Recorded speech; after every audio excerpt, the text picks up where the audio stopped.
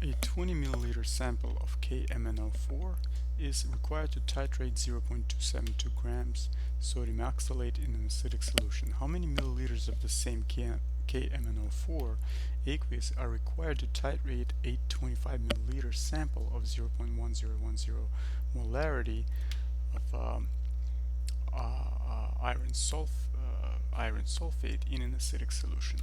Right. So first, we need to find the molarity of this KMnO4. Right, so to find the molarity, you have to take the first sentence, right? So you take 0.2378 grams. You take this, right, the grams of the sodium oxalate, right, to find the molarity of this. Right, so take this sodium oxalate, and sodium oxalate is given by this formula, right? Because each sodium ion has +1 charge, and each oxalate ion has 2- charge ion, right? So we need 2 sodium ions per every 1 oxalate ion. Okay, so then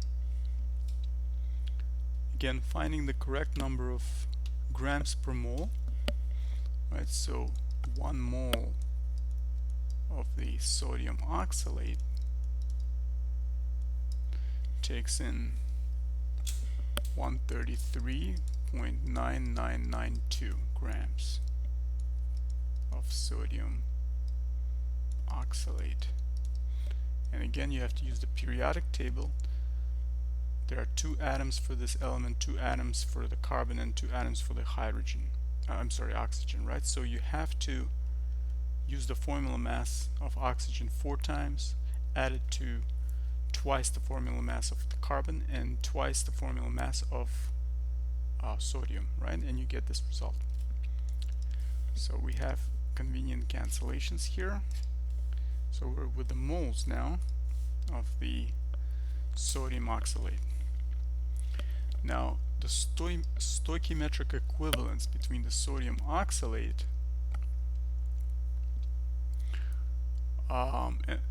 right, so 1 mole of sodium oxalate takes in 1 mole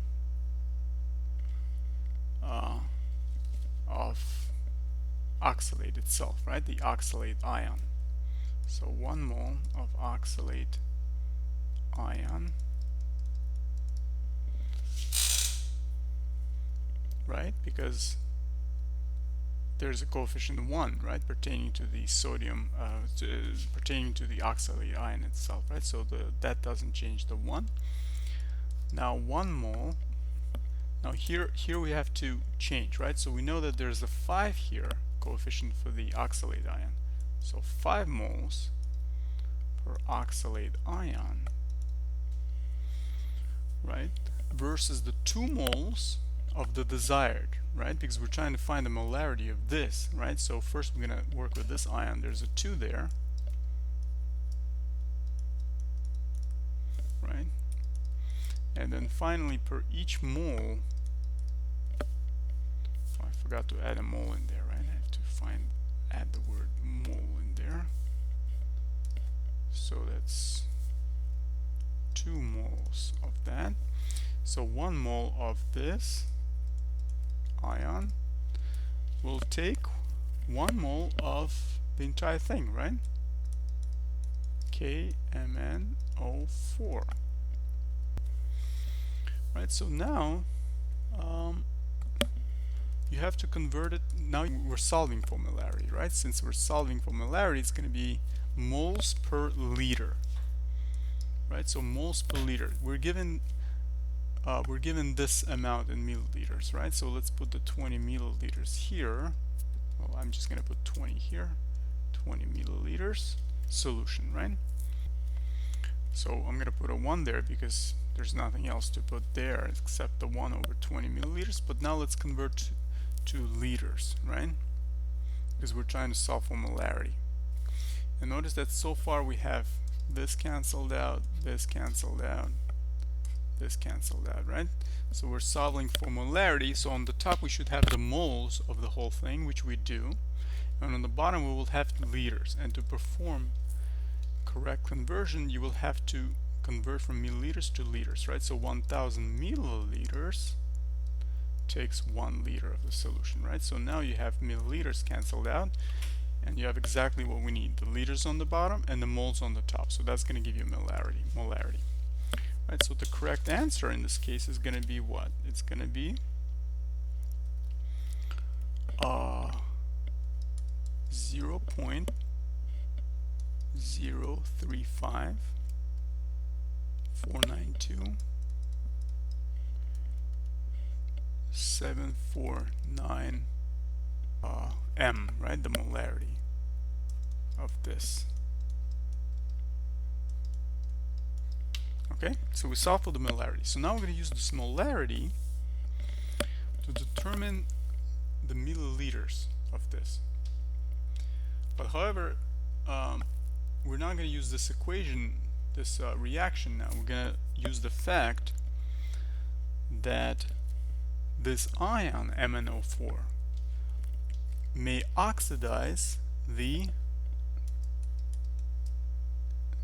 iron ion, 2+ ion. Right? When it oxidizes, it turns this ion into the iron 3+ iron. 3+ ion.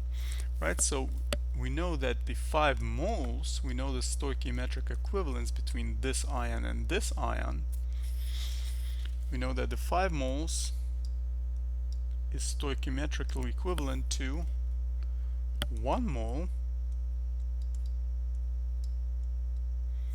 of this ion. Okay, so knowing that, we can actually solve for the milliliters, right? So let's do that. So the number of milliliters of KMnO4. So first we're going to take obviously this amount, 25 milliliters.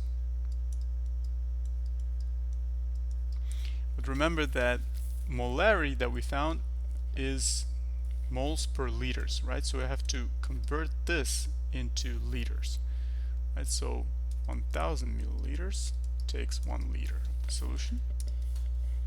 So milliliters are cancelled. Now what are we going to do next? The next part is to figure out the number of liters of the FeSO4.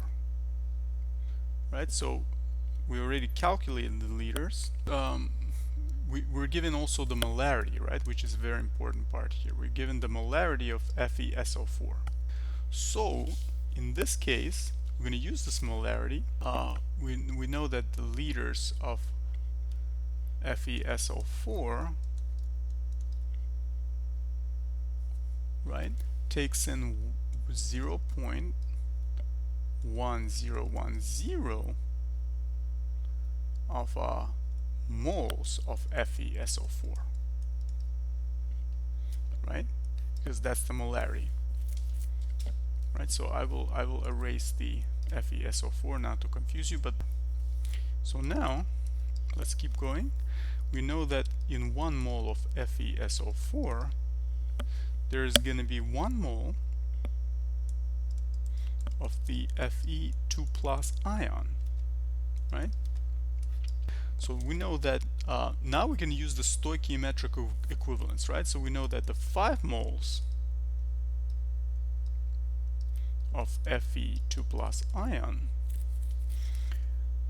are taken per each mole of the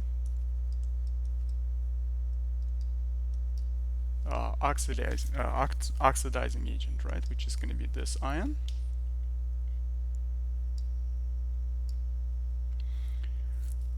And now, so what are we missing? We know that 1 mole of MnO4 will be equivalent to 1 mole of what we're looking for, right? this part here, right?